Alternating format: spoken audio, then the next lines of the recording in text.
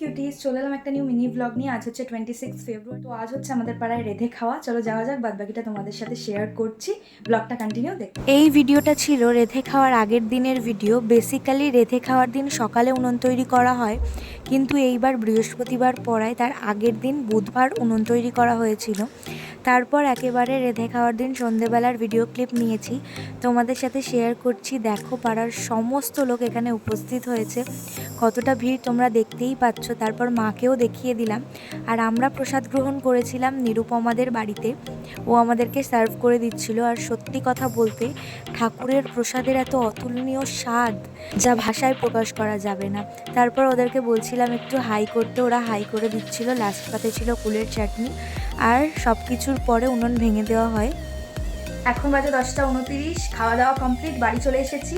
চলো আজকের মিনি ব্লগটা এখানেই এন্ড করছি। দেখা হবে নেক্সট মিনি ব্লগে। টাটা।